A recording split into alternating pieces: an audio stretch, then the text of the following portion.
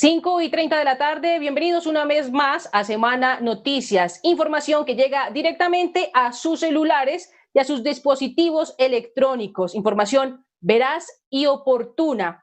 Hace un momento estábamos conociendo el número de contagios de COVID-19 registrados en las últimas horas por el Instituto Nacional de Salud y vimos una cifra preocupante. Ya superamos las 4.000 muertes en Colombia por cuenta del COVID-19. En las últimas horas hemos escuchado hablar con preocupación que las unidades de cuidados intensivos cada vez están más llenas, pero muchos nos han preguntado a través de las redes sociales que no entienden eso, cómo afecta al colombiano del común. ¿Qué es lo que está pasando y por qué se siente tanta angustia? Pues en este espacio queremos explicarle y para eso tenemos a dos personas preparadas en el tema que nos van a explicar de la manera más sencilla cuál es la preocupación y cómo nos vamos a ver afectados. Si ustedes quieren entender esto a detalle, pues no se pierda la transmisión y además de eso, si quiere que otras personas como familiares y amigos también estén enterados, pues los invito para que compartan de una vez a través de sus redes sociales la publicación de este contenido. Bueno, pues bienvenido, doctor Virgil Carballo. Usted es precisamente el presidente de la Asociación Colombiana de Medicina Interna. Junto con usted nos va a estar acompañando también alguien que conoce muy bien del tema. Doctor, ¿cómo está? Muy buenas tardes, ¿cómo está? Encantado de saludarles. Bueno, también vamos a estar hablando con Javier Cabrera. Él es el presidente de la Asociación Colombiana de Gerontología. También sabe cómo esto está afectando a nuestros adultos mayores. Bienvenido una vez más a Semana Noticias. Buenas tardes, cordial saludo. Empecemos, doctor Carballo. ¿Cuáles son las ciudades en las que ya se ha superado el 80% de ocupación de las unidades de cuidados intensivos? Bueno, mira, las ciudades de Barranquilla, sobre todo Bogotá, Cartagena, son ciudades que han alcanzado límites superiores al 80%. La verdad es que el límite de preocupación es por encima del 70%. O sea, ya estamos superando la posibilidad del uso de camas. Entonces, ¿esto a qué nos lleva? Si nosotros no tenemos camas disponibles para atender a nuestros pacientes, en algún momento va a tocar escoger qué paciente pueda entrar a cuidado intensivo o no. Eso es una condición que tenemos que evitar. Tenemos que lograr que el número de camas permanezca ocupado por debajo del 70%. De esta manera, no vamos a tener inconvenientes de ocupación. Pero hay que tener en cuenta dos cosas además, que hay necesidad de camas de UCI por enfermedades diferentes del COVID y hay necesidad de camas de UCI por el COVID. Cuando usted tiene una unidad de cuidado intensivo ocupada por pacientes de COVID, probablemente pueden haber camas desocupadas, pero no podrá meter allí pacientes que no tienen COVID porque lógicamente se pueden infectar. Entonces a veces la disponibilidad de camas termina siendo menos en realidad de lo que tenemos porque están disponibles para COVID o disponibles para entidades no COVID. Bueno, doctor Cabrera, cuéntenos cuál es la preocupación que usted tiene cada vez que conoce que las cifras de ocupación de camas en unidades y cuidados intensivos está tan alta. Bogotá ya superó el 81%, ciudades como Barranquilla han superado el 90%, Cartagena es otra de las ciudades que también tiene un alto porcentaje de ocupación de camas. ¿Cuál es su preocupación? Bueno, la preocupación principal es que, como dice el doctor Carballo, cuando lleguemos a un 100% de la ocupación de la UCI y si a esa altura se toma una decisión de política pública que pretenda disminuir el contagio, pues ya tendremos es que sentarnos a mirar durante los siguientes 15 días hasta que esa medida de política pública empiece a mitigar el impacto de esta cifra. Y en esos días se verá un aumento de mortalidad muy alto en el país. Esto se veía venir. Nosotros lo hemos venido advirtiendo desde el mes de marzo aproximadamente, donde hemos dicho pues, que en todos los países desarrollados, incluso esta situación de la pandemia ha desbordado los sistemas de salud. No veo por qué podamos nosotros decir que en Colombia va a pasar algo contrario. Hemos tenido un buen tiempo para prepararnos desde el punto de vista estructural, para prepararnos desde el punto de vista de capacidades técnicas para estos momentos.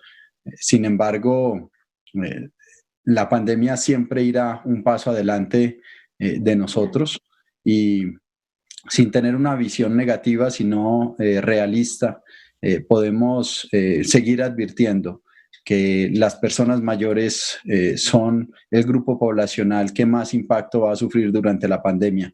Por eso es necesario que las personas mayores desde los 60 años aumenten y fortalezcan las medidas preventivas para evitar el contagio por este virus. Es muy interesante el punto que usted toca y me parece pertinente ponerlo acá en debate y tiene que ver con ese sobrecupo que hay en la UCI en este momento en Colombia. Y creo que es importante que los colombianos o quienes nos ven en este momento entendamos un poco.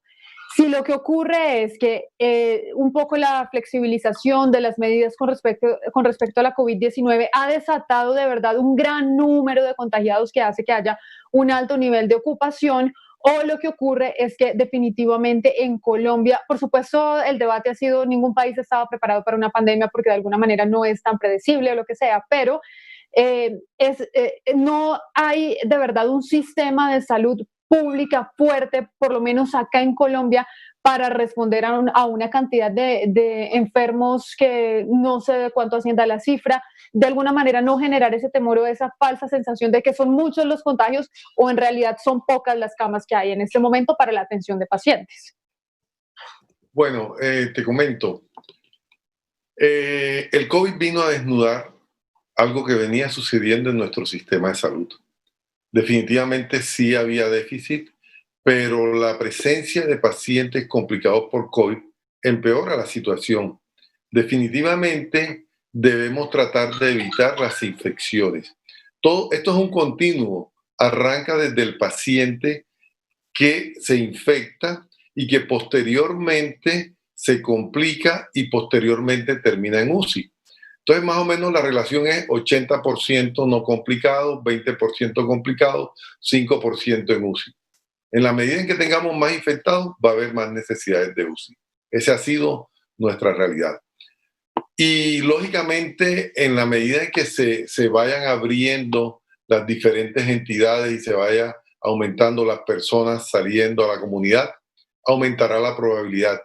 Pero tenemos que tener las medidas de distanciamiento, tenemos que cumplir al 100% las medidas de distanciamiento. Si tuviéramos esto realmente, probablemente tendríamos menos infectados y probablemente en ciudades como Barranquilla, como Cartagena, en el cual ha habido desorden social y ha llevado a aumentar el número de personas contaminadas, podamos disminuir el número de necesidad de camas de cuidado intensivo. Estaba un sistema enfermo, un sistema endeble, al cual le ha caído una enfermedad que ha complicado aún más las necesidades de cama. Entonces la recomendación es a la gente, por favor, manténgase en casa lo mayor tiempo posible. Y si va a salir, protéjase, utilice su máscara, proteja los ojos, mantenga el lavado de manos para evitar de esta manera la probabilidad de complicación. Y el gran problema es que muchos de los asintomáticos son jóvenes y entonces a los ancianos se los llevan a casa. Por eso es que ustedes ven que los ancianos los tienen en casa, pero los que terminan en cuidado intensivo son los ancianos, porque el joven no infectado va y se lo lleva a él. Cuando usted dice, doctor Carballo, hace unos minutos, que la preocupación que hay entre los médicos es que en algún momento les toque escoger, como en algún momento veíamos en países como España, escoger el paciente y decir a cuál atienden, a cuál no. ¿Realmente esto es tan cercano o es simplemente una alerta que se genera ya, o realmente ahorita hay miedo entre los médicos de decir a cuál de ellos voy a atender y voy a salvar una vida? O sea, la idea es que todos se van a atender, pero la gran limitante es en algún momento va a haber una sola unidad de cuidado, una sola cama de cuidado intensivo y 3 pacientes necesitándola. Y tú tendrás que escoger entre ellos al que tenga que subir, guiado por medidas de bioética. no deberíamos vivir esa situación. Debemos evitarla al máximo. Vamos a hacer un ejemplo. Si llega una persona que tiene 26 años y tiene como comorbilidad una diabetes, si llega una persona de 94 años que tiene una enfermedad de base cardiovascular, y si hay alguien que tiene 40 años y no tiene una enfermedad de base, ¿a cuál de ellos tres se le daría la cama de unidad de cuidados intensivos? Bueno, la priorización va al que mayor deterioro tenga, primero que todo. Esa es la primera condición, el deterioro. Nosotros tenemos unos elementos de evaluación del deterioro para la necesidad de ventilación, como lo que llamamos nosotros la PAFI, que es la relación de oxigenación, de cómo le está funcionando ese pulmón a la persona, traducido en términos coloquiales. Entonces, el que peor le esté funcionando el órgano, ese paciente será quien esté más necesitando la cama. Pero aparte de eso, en igualdad de condiciones, te toca siempre tratar de buscar que el paciente con mayor deterioro, ya sea por multimorbilidad o ya sea por la suma de edad, la edad como tal no es un criterio preciso, pero lo es más la multimorbilidad, más que la edad, es la multimorbilidad. El paciente que uno le clasifica, hay una clasificación que se llama el PROFUND. Con PROFUND tú estableces el riesgo de sobrevida de ese paciente a 1 o 2 años. Y si tú ves que este paciente tiene un riesgo de sobrevida menor que el otro, el que tenga menor riesgo de sobrevida será al que tendrás que no utilizar la cama, desafortunadamente. ¿A qué se refiere con riesgo de sobrevida? O sea, de una manera más coloquial para que las personas que nos están viendo entiendan y le quede completamente claro. Hay unas tablas de cálculos de la probabilidad de que si tú eres una persona de 94 años, que tienes un accidente cerebrovascular, que tienes un infarto en miocardio previo, que ya te encuentras con una demencia, entonces en esa tabla uno va poniendo puntos y dice, bueno, este señor, la probabilidad de morirse a 2 años es del 90%, por ejemplo. O un joven que tú dices, la probabilidad de morirse de este joven a 2 años es apenas de un 2%, de un 3%. Entonces, en base a esa clasificación, tú sabrás si esa persona tiene una mayor probabilidad de sobrevida a largo plazo y por lo tanto será a quien te tocará escoger para colocar en la cama. Yo quisiera que en este punto planteáramos dos respuestas porque quiero hacerle una pregunta al doctor Virgil y la otra al doctor Cabrera. Al doctor Virgil quisiera preguntarle sobre una recomendación que hace apenas algunos días escuchábamos acá en Semana Noticias de parte del alcalde de Barranquilla, y él decía, si no hay necesidad de que usted esté prácticamente con todos los síntomas, fiebre, bueno, básicamente en el peor estado que presuntamente sea de COVID-19 para que usted vaya a la clínica porque seguramente va a terminar en una UCI y ahí va a haber la sobreocupación. Si usted siente un síntoma muy pequeño, vaya y hágase el examen. Quiero preguntarle qué tan recomendable haría usted o qué tanto podría usted recomendar esto a las personas que de repente sientan tos o tal vez alguno de los síntomas de la COVID-19, si esto se debería hacer o no. Y al doctor Cabrera quisiera preguntarle si está de acuerdo o no con que ya es momento de que los adultos mayores comiencen a salir a las calles como ellos mismos lo están reclamando, incluso porque ellos dicen nos está afectando la salud psicológica y física porque no estamos haciendo ejercicio. Entonces, si quiere, comencemos, doctor Virgil, con esta primera pregunta y luego me responde el doctor Cabrera si nos hace el favor. Bueno, te comento. Los pacientes con síntomas cardinales de COVID definitivamente deben hacerse el estudio. Hay una realidad que está sucediendo y lo está viviendo uno. Aquí en Cartagena, en Barranquilla, me comentan que es idéntico. Llaman a la EPS y no llegan a hacerle la prueba. Entonces, esa persona, si no llegan a hacerle la prueba, continuará empeorando y terminará en la clínica, ya en estado complicado y sin diagnóstico todavía. Si realmente se tomara la prueba en forma temprana, se hiciera diagnóstico, pudiera uno establecer un pronóstico del paciente también. Entonces, eso lleva a que la gente se tiene que ir a los hospitales porque no le están tomando como debiera ser. Y eso es totalmente cierto. Lo hemos vivido. Yo me he tomado la prueba por cercanía, se la han tenido que tomar a las personas cercanas a mí y no demoran 5 o 7 días, y yo que soy personal de la salud, y sin embargo esas son las demoras también, que no debiera ser así porque debiera ser igual para todo el mundo. Pero en fin, eso hace que se retarde la atención. Y segundo, una vez establecido el diagnóstico, sí hay algo que es muy importante tener en cuenta, que el paciente se puede complicar en cualquier momento de la enfermedad. Esta enfermedad tiene la característica de que no va progresando poco a poco, sino que puede suceder que desde el principio empiece a hacer la insuficiencia respiratoria en forma rápida y se muera. O que en el transcurso de la enfermedad se deteriore y se muera. Esto nos lleva a que nosotros debemos establecer el riesgo de estos pacientes con los diferentes estudios. Entonces, no es solamente hacer el diagnóstico, es hacer exámenes que establezcan qué tan alto es el riesgo de este paciente para decidir si se hospitaliza o no. Una vez establecido el riesgo, entonces sí se podrá decir, este se va a su casa y sigue tratamiento en controles, o este se queda hospitalizado para recibir tratamiento. Como ya les había dicho, el 80% no se complican. Solo un 20% se complican, y de estos, ya estando dentro de la clínica, también uno tiene elementos de juicio con los cuales dice, este paciente amerita cuidado intermedio, este paciente amerita UCI, o este paciente amerita estar en sala general. Sí, doctor Cabrera, y con respecto a la pregunta de la sugerencia o recomendación de las personas mayores de 70 años. Sí, no, lo primero es que quiero abordar el tema de la pregunta previa. Entre los médicos y entre el personal de salud en general hay un miedo personal, porque no todos tienen esa facilidad para acceder a los elementos de protección personal, y no todos tienen esa estabilidad laboral que se necesita para trabajar con todas las capacidades. Sin embargo, los médicos que están en la primera línea de atención se encuentran plenamente capacitados para atender a los pacientes que lo van a necesitar. Y ellos están preparados para afrontar este tema, ¿sí? Ahora, debemos ser claros en que la edad no es para nada un factor que debe definir qué persona debe recibir o no los tratamientos de manera invasiva.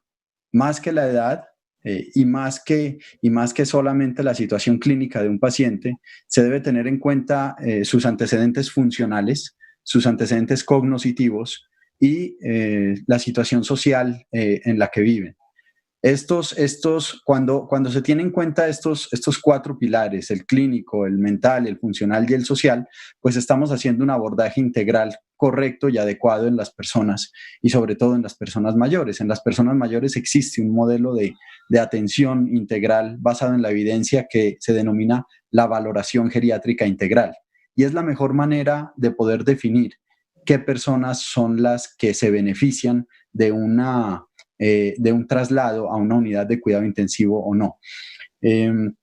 Eso en relación, digamos, a la atención de las personas mayores. Ahora, pues de acuerdo con el momento que estamos viviendo actualmente en el país, las EPS ya deben cambiar sus protocolos. Sería un error que sigamos con los mismos protocolos que se organizaron en el mes de marzo, donde solo se le tomaba prueba a las personas con síntomas. En este momento se sabe que el virus ya está circulando en la comunidad y que las personas asintomáticas son la mayoría del porcentaje de personas que pueden estar propagando la infección en las comunidades. Entonces, en este momento de la pandemia en nuestro país, las EPS ya deben estar tomando pruebas incluso en personas asintomáticas. Es la única manera de saber dónde se encuentra el virus, y esto pues va a permitir proteger mejor al resto de la comunidad.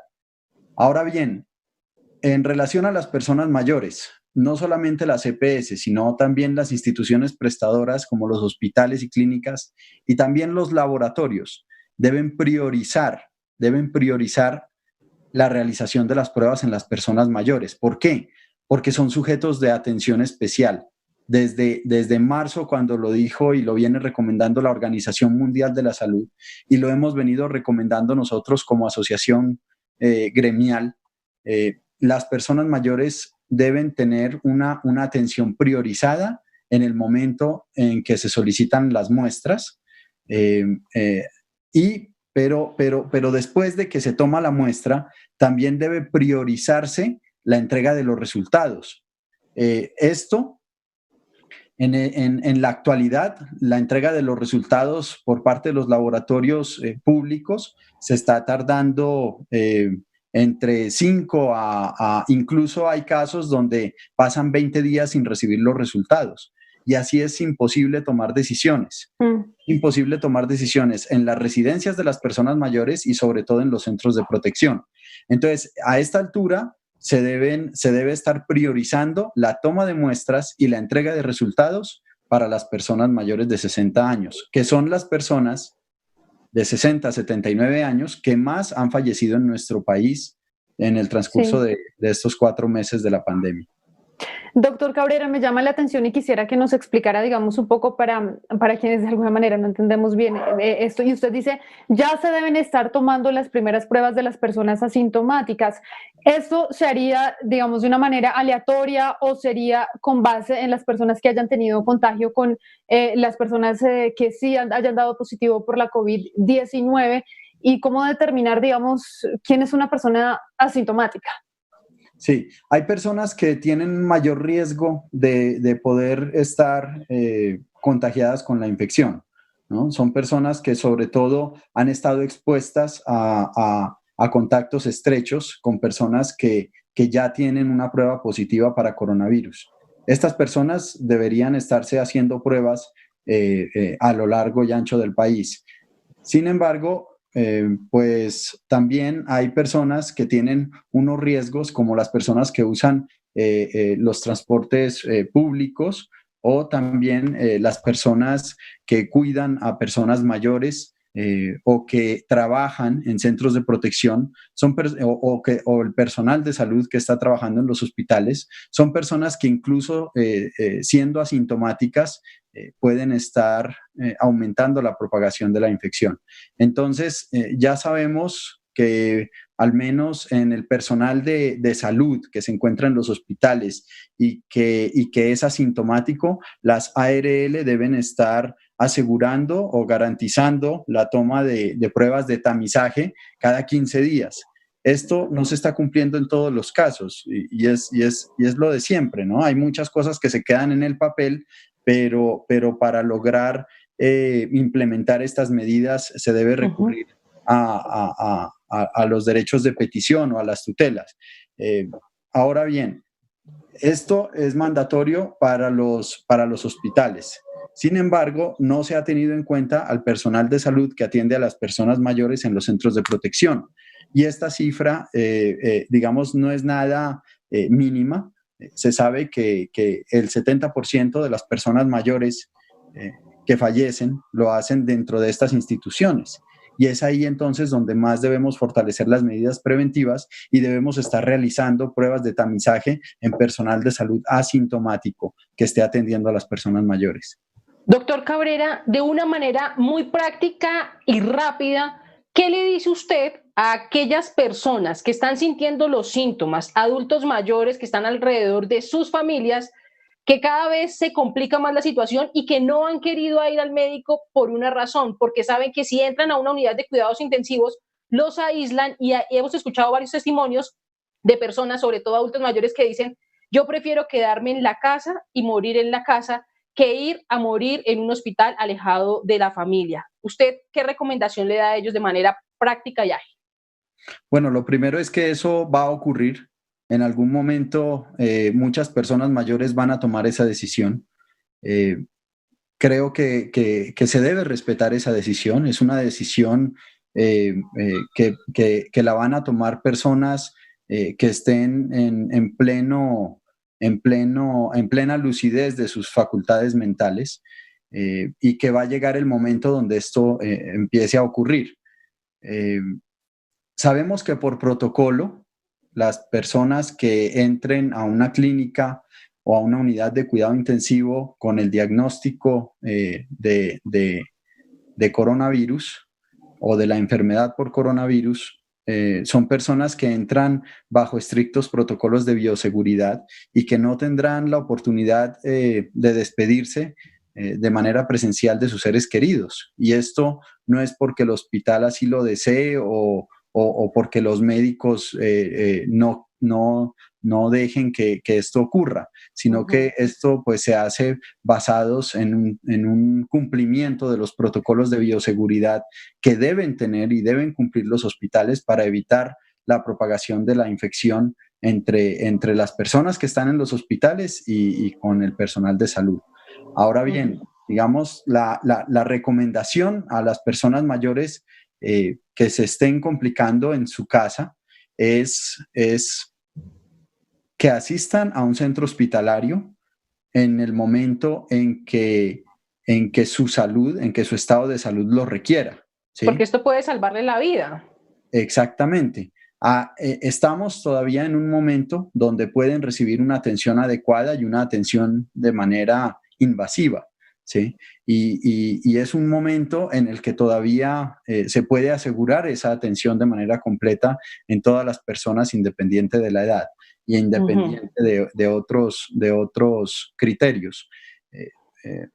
Ahora bien, cuando llegue el momento de que la ocupación hospitalaria sea del 100%, pues la persona mayor, de todas maneras, cuando se complique su estado de salud, o los familiares de la persona mayor también deben buscar la atención hospitalaria, porque es ahí donde se logrará una mayor sobrevida de estas personas en esta situación.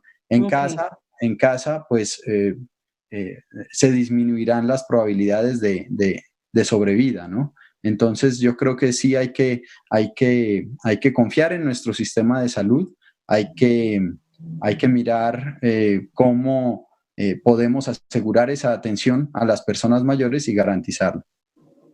Doctor Carballo, usted calcula que más o menos, según lo que le informan los médicos que forman parte del equipo que usted representa, que son los médicos de cuidados intensivos, quienes están en esas unidades precisamente, calcula que más o menos para cuándo alcanzaremos el tope del 100% y cuándo se verán enfrentados a esa difícil decisión de ¿qué hacemos? ¿A quién atiendo? ¿Cómo manejo esto?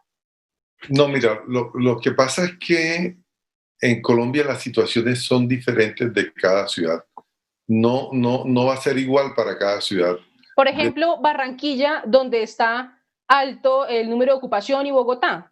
En el Atlántico, un 90% de la ocupación de las camas UCI, y aquí en Bogotá ya se superó el 81%, siendo de una manera práctica, aproximadamente en cuánto tiempo se va a correr ese riesgo de decir ya no va más, 2 semanas, un mes.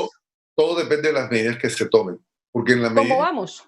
En la medida en que tú produzcas en este momento, como deberían hacerlo las autoridades, el aislamiento absoluto, frenas eso. Y de esa manera evitas llegar. Es que lo más importante no es pensar que vamos a llegar, sino no debemos dejar llegar. Claro, doctor Carballo, pero para nadie es un secreto que lo que ha dicho hasta el momento el gobierno nacional es que no va a haber un aislamiento obligatorio y que por el contrario se está activando la economía de nuevo. O sea, hay gente que va a estar saliendo y digamos que el panorama va a ser similar. Si continuamos de esa manera... O sea, tú vas viendo que va aumentando progresivamente y vas viendo que ya vamos en el 90%. O sea, al 100% estaremos ya muy cercanos en 2 semanas si la situación continúa igual, si no se toma nada al respecto. Probablemente en Bogotá sea un poco más tardío que en Barranquilla, porque Barranquilla ya está más cerca. Pero yo siento que en Bogotá sí se están tomando medidas que pueden llegar a tratar de prevenirlo, porque se está haciendo más activo en ese sentido. Entonces, va a depender exclusivamente de cómo se hagan las cosas. Lo otro que te iba a decir era, los países que han logrado un mejor control de la enfermedad son los que hacen más de 10.000 pruebas por millón de habitantes. Y eso es lo que hay que lograr hacer. Y eso no se logra haciéndole solamente a los enfermos o a los contactos de enfermos. Hay que tomar a los clústeres de alta probabilidad de tener la enfermedad. Pero realmente nuestra realidad es otra. Nuestra realidad es que ni a los enfermos ni a los familiares se les están tomando. Entonces, mientras esto suceda, las cosas se van a ir dando como tú misma estás refiriendo, de que va a ser difícil el control realmente. Cuando nosotros miramos los comentarios en este momento de las personas que se encuentran conectadas a través de las redes sociales de Semana TV, hay varios comentarios que dicen: el tema de la unidad de cuidados intensivos es un negocio. Hay personas que siguen pensando que se le está dando mal uso y que como son tan caras o es tan caro ese servicio, que la parte de salud se está lucrando. ¿Usted qué responde frente a esas acusaciones? Pues yo diría ante esas acusaciones que ya el ministro hizo una expresión, hubo un senador que hizo una expresión y a la fecha no se ha sancionado a nadie. O sea, lo lógico es que cuando yo diga que hay personas que están haciendo las cosas mal, yo debo investigar quiénes lo están haciendo mal y sancionar a esas personas. No se puede juzgar todas las unidades de cuidado intensivo por uno u otra persona que lo esté haciendo. Más sin embargo, hasta la fecha, que yo sepa, no se ha sancionado a nadie. Y segundo, también ya se hizo análisis de las decisiones de ingreso de pacientes a cuidado intensivo y salida de ellos, y dicho análisis ha dicho que las decisiones han sido correctas. Entonces, no hay ninguna demostración de que esto sea así. Yo quisiera, para ir ya cerrando esta entrevista, hacerles una pregunta a los dos a propósito de todo este debate y de toda esta alerta que se ha generado en torno a la SUSI, y es por qué se ha planteado un debate a nivel nacional casi que político en blanco y negro. Es decir, acá se dice, no, pues es que se está priorizando la salud, se está priorizando la economía, como si fueran cosas indistintas y como si no pudieran de alguna manera coexistir. ¿Por qué se está planteando eso así como si fueran excluyentes? Quisiera que los dos me dieran un punto de vista en torno al debate que ustedes han visto que a nivel político se ha dado acá en Colombia. Bueno, totalmente de acuerdo contigo. Estamos hablando de blanco y negro y no podemos hablar de blanco y negro. Tenemos que hablar de tonos, tenemos que hablar de grises, tenemos que hablar de la posibilidad de la protección de la vida en un sistema en el cual también tenemos que retornar a la normalidad, porque tarde o temprano tenemos que ir retornando a la normalidad, no, a una nueva normalidad, porque ya la normalidad que tuvimos antes no la volveremos a vivir. Realmente será una nueva normalidad. Y la economía es parte también de la salud de las personas. En la medida en que un país tenga una mala economía, va a tener una mala salud, va a tener un nivel de pobreza y va también a haber más enfermedades diferentes del COVID. Entonces hay que establecer un punto de equilibrio entre las necesidades en este sentido y la salud. Y eso tiene que estarse midiendo. Esto solo se hace haciendo mediciones. En la medida en que se vayan aumentando la utilización de camas hospitalarias, de camas de UCI, hay que ir frenando. En la medida en que vayan disminuyendo las probabilidades de infecciones, podemos seguir avanzando en la economía. Esto yo le llamaría como un acordeón. Vas hacia adelante, hacia atrás, dependiendo de cómo encuentres el resultado, porque no puedes frenarte ni en un lado ni en el otro. No puedes salir a reactivar la economía locamente porque estás viendo lo que viven esos países. Ni puedes quedarte encerrado eternamente porque también eso definitivamente termina causando más daño a largo plazo. Sí, gracias, doctor Carballo. En este sentido, pensaría que podríamos decir que el virus, por encima de cualquier factor político, jurídico o económico, ha dado un mensaje claro en estos 4 meses de la pandemia en nuestro país, y es que mata a las personas mayores en mayor medida.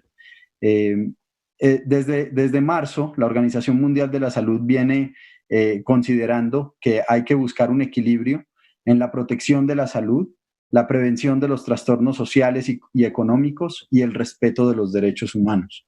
En este sentido, quisiera recordar que en esa búsqueda del equilibrio y en esa búsqueda del respeto de los derechos humanos, el gobierno debe garantizar la entrega adecuada de la información a la población general. Una información que le permita a la población general cuidarse y cuidar a las personas que lo necesitan. Y en ese sentido, creo que hace falta mucho trabajo y además sabemos que el pico de la pandemia en nuestro país no será un pico, sino en una forma de meseta, donde donde el impacto del aumento de mortalidad se va a ver por mucho mayor tiempo de lo que se ha visto en países asiáticos y europeos. Y esto conllevará a tener que tomar unas medidas que sean ajustadas en el tiempo por parte del gobierno nacional. Ya para finalizar, quiero que cada uno, en una frase muy corta, le envíe un mensaje al ministro de Salud o al presidente de la República para evitar que estas camas lleguen al 100% de ocupación en las unidades de cuidados intensivos. Doctor Carballo, ¿usted qué le dice al presidente o al ministro de Salud? Bueno, mi recomendación es en el sentido que miremos siempre la salud cómo está en nuestro país y que debemos tratar de lograr que nuestras camas en cuidado intensivo, nuestras camas hospitalarias, no sean cubiertas al máximo por paciente. Entonces, la medición de las necesidades económicas tiene que estar sujeta primero a esto, antes que la economía como elemento principal por encima de los seres humanos. Bueno, y doctor Cabrera, ¿usted qué le dice? Sí, que se debe considerar que es inevitable que la ocupación hospitalaria llega a un 100%. Se debe considerar que es inevitable que la capacidad de los laboratorios para tomar muestras y ser eficientes en la entrega de los resultados llegue a un desbordamiento durante este mes. Y considerando eso, pues la recomendación sería que el gobierno nacional también debe tener esa capacidad de, como bien lo ha dicho el doctor Carballo, de funcionar como un acordeón, donde en el momento en que se vea una amenaza inevitable en el país, se debe tener la capacidad para volver a los estados de cuarentena, que bien pueden ser de manera regional, ¿sí? Y empezaríamos entonces por el lado norte del país, donde sabemos que Barranquilla y el Atlántico tienen el mayor cantidad de contagios, de fallecimientos y en este momento de ocupación de las unidades de cuidado intensivo. Entonces, hay regiones de especial atención y el gobierno nacional debe tener esa capacidad de desmontar medidas de flexibilización. Bueno, pues ya ustedes escucharon la postura de los expertos. Médico internista, el presidente de la Asociación Colombiana de Médicos Internistas, el doctor Virgil Carballo, y el médico que también conoce muy de fondo y conoce la situación que están viviendo los adultos mayores, que es el doctor Javier Cabrera. Pues muchas gracias a ustedes y tenemos que estar muy atentos, porque si esto continúa así, como lo anunciaban los especialistas, en 2 semanas no tendríamos unidades de cuidados intensivos y esto llevaría a tener que escoger a qué pacientes atender, que es lo preocupante de esta situación. Pues doctor Carballo y doctor Cabrera, muchas gracias por acompañarnos en Semana Noticias. Muchas gracias por la invitación. Y a todos ustedes, quienes nos siguieron, pues también gracias por estar atentos a toda la información que se entrega de manera oportuna y veraz en Semana Noticias. Sigan conectados con la programación de Semana TV. Buena tarde.